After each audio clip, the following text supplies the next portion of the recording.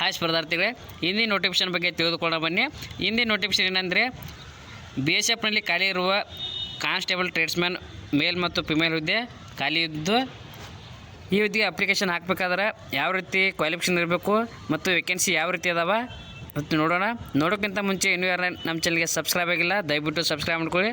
ಬನ್ನಿ ಹಾಗಾದ್ರೆ ನೋಡೋಣ ವೇಕೆನ್ಸಿ ಡೀಟೇಲ್ಸ್ ಯಾವ ರೀತಿ ಐತಂದ್ರೆ ನೋಡಿರಿ. ಟೋಟಲಾಗಿ ವೇಕೆನ್ಸಿ ಬಂದುಬಿಟ್ಟು 3588 ಹುದ್ದೆಗಳು ಖಾಲಿ ಇದ್ದು, ಇದರಲ್ಲಿ ಮೇಲ್ ಮತ್ತು ಫಿಮೇಲ್ ಅಭ್ಯರ್ಥಿಗಳಿಗೆ ಅಂತ ಹಂಚಿಕೆ ಮಾಡಲಾಗಿದೆ. ನೋಡಿರಿ, ಪುರುಷ ಅಭ್ಯರ್ಥಿಗಳಿಗೆ 3406 ವೇಕೆನ್ಸಿಗಳು ಖಾಲಿದ್ದರೆ, ಮಹಿಳಾ ಅಭ್ಯರ್ಥಿಗಳಿಗೆ 182 ವೇಕೆನ್ಸಿ ಖಾಲಿ ಇರ್ತವೆ. ಇದು ಕಾನ್ಸ್ಟೇಬಲ್ ಟ್ರೇಡ್ಸ್ಮನ್ ಹುದ್ದೆಯಾಗಿದ್ದು ಬಾರ್ಡರ್ ಸೆಕ್ಯೂರಿಟಿ ಫೋರ್ಸ್ನಲ್ಲಿ ಖಾಲಿ ಇರುವ ವೇಕೆನ್ಸಿಗಳಾಗಿವೆ. ನೀವು ಅಪ್ಲಿಕೇಶನನ್ನು ಆನ್ಲೈನ್ ಮೂಲಕ ಅಪ್ಲಿಕೇಶನ್ ಹಾಕಬೇಕು. ನೋಡಿರಿ, ಈ ಹುದ್ದೆಗೆ ಅಪ್ಲಿಕೇಶನ್ ಹಾಕಬೇಕಾದ್ರೆ ಅಭ್ಯರ್ಥಿಗೆ ಯಾವ ರೀತಿ ಏಜ್ ಲಿಮಿಟ್ ಐತೆ ಅಂದ್ರೆ ನೋಡಿರಿ, 18ರಿಂದ 25 ವರ್ಷದ ಒಳಗಿನ ಅಭ್ಯರ್ಥಿಗಳು ಈ ಹುದ್ದೆಗೆ ಅಪ್ಲಿಕೇಶನನ್ನು ಹಾಕ್ಬೋದಾಗಿರ್ತದೆ. ನೋಡಿರಿ, ಏಜ್ ರಿಲ್ಯಾಕ್ಷನ್ಸ್ ಕೂಡ ಅಪ್ಲೈ ಆಗ್ತದೆ. ನೀವು SC/ST ಅಭ್ಯರ್ಥಿಗಳಾಗಿದ್ದರೆ ನಿಮಗೆ 5 ವರ್ಷ ಏಜ್ ರಿಲ್ಯಾಕ್ಷನ್ಸ್ ಇರುತ್ತೆ. ಇನ್ನು OBC ಆಗಿದ್ದರೆ 3 ವರ್ಷಗಳ ಕಾಲ ಏಜ್ ರಿಲ್ಯಾಕ್ಷನ್ಸನ್ನು ನೀಡ್ಯಾರ. ನೋಡಿರಿ, ಎಜುಕೇಷನ್ ಕ್ವಾಲಿಫಿಕೇಷನ್ ಯಾವ ರೀತಿ ಇರಬೇಕಂದ್ರೆ ಅಭ್ಯರ್ಥಿಗಳಿಗೆ ಈ ಹುದ್ದೆಗೆ ಅಪ್ಲಿಕೇಶನ್ ಹಾಕಬೇಕಾದ್ರೆ ನೋಡಿರಿ, ಪೋಸ್ಟ್ ವೈಸ ಬೇರೆ ಬೇರೆ ರೀತಿಯಾಗಿರ್ತದೆ. ನೋಡಿರಿ, ನೀವು ಕಾನ್ಸ್ಟೇಬಲ್, ಕಾರ್ಪೆಂಟರ, ಪ್ಲಂಬರ, ಪೇಂಟ್ರ, ಎಲೆಕ್ಟ್ರಿಷಿಯನ್ನ ಮತ್ತು ಪಂಪ್ ಆಪ್ರೇಟ್ರ ಮತ್ತು ಅಪ್ಸ್ಲಾಟ್ರ ಇವು ಕಾನ್ಸ್ಟೇಬಲ್ ಹುದ್ದೆಗಳಾಗಿದ್ದು, ಈ ಹುದ್ದೆಗೆ ನೀವು ಅಪ್ಲಿಕೇಶನ್ ಹಾಕಬೇಕಂದ್ರೆ ನಿಮಗೆ 10ನೇ ಪಾಸ್ ಆಗಿರಬೇಕು ಅಥವಾ ಇಕ್ವಲೆಂಟ್ ಯಾವುದೇ ರೀತಿಯ ಎಜುಕೇಷನ್ ಕ್ವಾಲಿಫಿಕೇಷನನ್ನು ಅಭ್ಯರ್ಥಿ ಮುಗಿಸಿದರೆ ಅಪ್ಲಿಕೇಶನನ್ನು ಹಾಕ್ಬೋದಾಗಿರ್ತದೆ. ಮತ್ತು ಎರಡನೇದಾಗಿ 2 ವರ್ಷದ ITIಯನ್ನು ಅಭ್ಯರ್ಥಿ ಮುಗಿಸಿರಬೇಕು ಅಥವಾ 1 ವರ್ಷದ ಸರ್ಟಿಫಿಕೇಟ್ ಕೋರ್ಸನ್ನು ITIನಲ್ಲಿ ಅಥವಾ ಗೌರ್ಮೆಂಟ್ ಅಪ್ಲಿಕೇಡ್ ವೊಕೇಶನಲ್ ಇನ್ಸ್ಟಿಟ್ಯೂಟ್ನಲ್ಲಿ ಅಭ್ಯರ್ಥಿ 1 ವರ್ಷದ ಎಕ್ಸ್ಪೀರಿಯೆನ್ಸನ್ನು ಅಭ್ಯರ್ಥಿ ಹೊಂದಿದ್ದರೂ ಕೂಡ ಅಪ್ಲಿಕೇಶನನ್ನು ಹಾಕ್ಬೋದಾಗಿರ್ತದೆ. ಇನ್ನು ಎರಡನೇದಾಗಿ ನೋಡೋದಾದರೆ ನೋಡಿರಿ, ಕಾನ್ಸ್ಟೇಬಲ್, ಕಂಬ್ಲರ, ಟೇಲರ ಮತ್ತು ವಾಷರ್ಮ್ಯಾನ, ಕಾನ್ಸ್ಟೇಬಲ್ ಬಾರ್ಬರ, ಕಾನ್ಸ್ಟೇಬಲ್ ಸ್ವೀಪರ ಮತ್ತು ಕಾನ್ಸ್ಟೇಬಲ್ ಕ್ವಾಜಿ ಅಥವಾ ಸೈಸಿ ಒಳಗೆ ಕಾನ್ಸ್ಟೇಬಲ್ ಕ್ವಾಜಿ ಹುದ್ದೆಗಳು ಖಾಲಿಯಾಗಿದ್ದು, ಈ ಹುದ್ದೆಗೆ ಅಪ್ಲಿಕೇಶನ್ ಹಾಕ್ಬೇಕಂದ್ರೆ ಯಾವ ರೀತಿ ಕ್ವಾಲಿಫಿಕೇಷನ್ ಇರಬೇಕಂದ್ರೆ ನೋಡಿರಿ, 10ನೇ ಅಥವಾ ಇಕ್ವಲೆಂಟ್ ಯಾವುದೇ ರೀತಿ ಎಜುಕೇಷನ್ ಕ್ವಾಲಿಫಿಕೇಷನ್ ಮುಗಿಸಿರಬೇಕು. ಇನ್ನು ಅಭ್ಯರ್ಥಿ ಸಂಬಂಧಿಸಿದ ಟ್ರೇಡ್ನಲ್ಲಿ ಅಭ್ಯರ್ಥಿ ಪ್ರವೀಣತೆಯನ್ನು ಹೊಂದಿರಬೇಕಾಗಿರ್ತದೆ. ಮತ್ತಿನ್ನು ಮಸ್ಟ್ ಬಿ ಕ್ವಾಲಿಟಿ ಟ್ರೇಡ್ ಟೆಸ್ಟನ್ನು ನಡೆಸಿದಲ್ಲಿ ಅಭ್ಯರ್ಥಿಗಳು ಪಾಸ್ ಆಗುವಂತೆ ಇರಬೇಕು.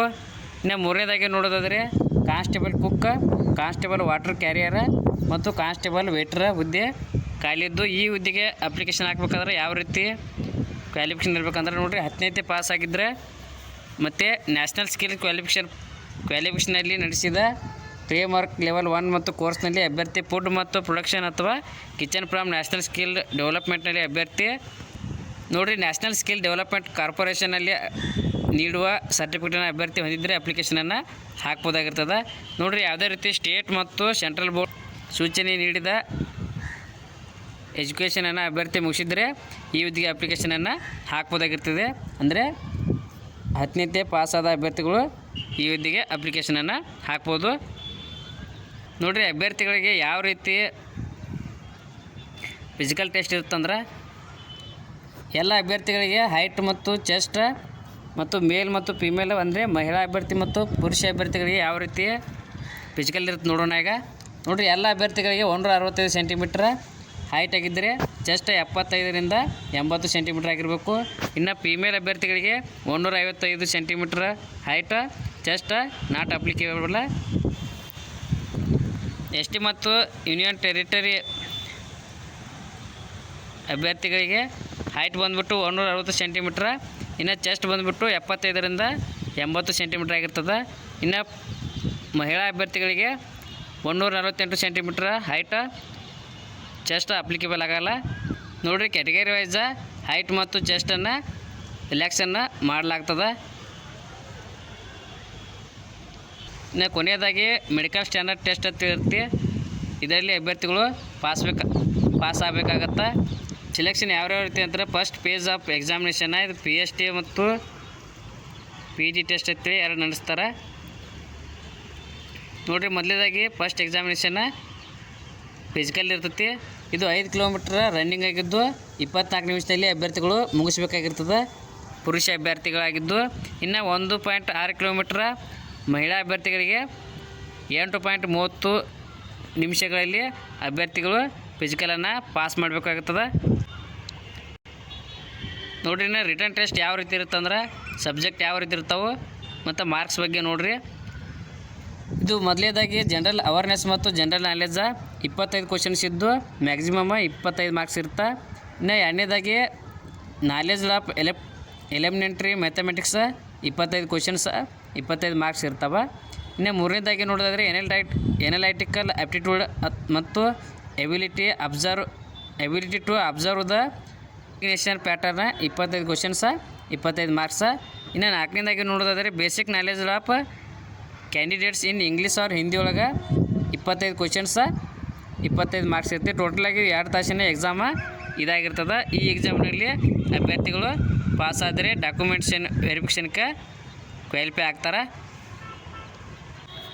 ನೋಡಿ, ಯಾವ ರೀತಿ ಅಪ್ಲಿಕೇಶನ್ ಹಾಕ್ಬೇಕಂದ್ರೆ ನೀವು ಮೊದಲ ಅಫಿಷಿಯಲ್ ವೆಬ್ಸೈಟಿಗೆ ಹೋಗಿ ನೀವು ರಿಜಿಸ್ಟ್ರೇಷನ್ ಆಗಬೇಕು. ಎರಡನೇದಾಗಿ ನಿಮ್ಮ ಆನ್ಲೈನ್ ಅಪ್ಲಿಕೇಶನನ್ನು ಫಿಲಪ್ ಮಾಡಬೇಕು. ಮೂರನೇದಾಗಿ ಅಪ್ಲಿಕೇಶನ್ ಫೀಯನ್ನು ಪೇ ಮಾಡಬೇಕು. ಅಪ್ಲಿಕೇಶನ್ ಫೀ ಯಾವ ರೀತಿ ಐತೆ ಅಂದ್ರೆ ನೋಡಿರಿ, ಅಪ್ಲಿಕೇಶನ್ ಫೀ ಇದು UR ಕ್ಯಾಂಡಿಡೇಟ್ಗೆ EWS ಮತ್ತು OBC ಅಭ್ಯರ್ಥಿಗಳಿಗೆ 100 ರೂಪಾಯಿ ಮತ್ತು 50 ಮತ್ತು 18% GST ಕೂಡಿ ಟೋಟಲಾಗಿ ಅಪ್ಲಿಕೇಶನ್ ಫೀ ಆಗಿರ್ತದೆ. ಅಪ್ಲಿಕೇಶನ್ ಫೀಯನ್ನು ನೀವು ನೆಟ್ ಬ್ಯಾಂಕಿಂಗ್ ಮೂಲಕ ಆದರೂ ಮಾಡ್ಬೋದು ಅಥವಾ ಕ್ರೆಡಿಟ್ ಅಥವಾ ಡೆಬಿಟ್ ಕಾರ್ಡ್ ಮೂಲಕ ಪೇ ಮಾಡ್ಬೋದು. ಅದಾಗಿ ನೀವು ನಿಯರೆಸ್ಟ್ ಅಥರೈಸ್ಡ್ ಕಾಮನ್ ಸರ್ವಿಸ್ ಸೆಂಟ್ರಿಗೆ ಹೋಗಾದರೂ ಅಪ್ಲಿಕೇಶನ್ ಫೀಯನ್ನು ಪೇ ಮಾಡ್ಬೋದು. ನೋಡಿರಿ, ಈಗಾಗಲೇ ಅಪ್ಲಿಕೇಶನ್ ಪ್ರಾರಂಭವಾಗಿದ್ದು ನೋಡಿರಿ 25/7/2025 ಪ್ರಾರಂಭವಾಗಿದ್ದು ಕೊನೆಯ ದಿನಾಂಕ ಬಂದುಬಿಟ್ಟು 23/8/2025 ಕೊನೆಯ ದಿನಾಂಕ ಆಗಿರ್ತದೆ. ನೀವು ಅಪ್ಲಿಕೇಶನನ್ನು ಆನ್ಲೈನ್ ಮೂಲಕ ಹಾಕ್ಬೋದು. Thank you. ಇನ್ನೂ ಯಾರು ಚಾನಲ್ಗೆ ಸಬ್ಸ್ಕ್ರೈಬ್ ಆಗಿಲ್ಲ, ದಯವಿಟ್ಟು ಸಬ್ಸ್ಕ್ರೈಬ್ ಮಾಡ್ಕೊಳ್ಳಿ. ಮುಂದೆ ಯಾವುದೇ ಜಾಬ್ ಬಗ್ಗೆ ನಾನು ತಿಳಿಸಿದಾಗ ನಿಮಗೆ ನೋಟಿಫಿಕೇಷನ್ ಮೂಲಕ ತಿಳಿದು ಬರುತ್ತದೆ.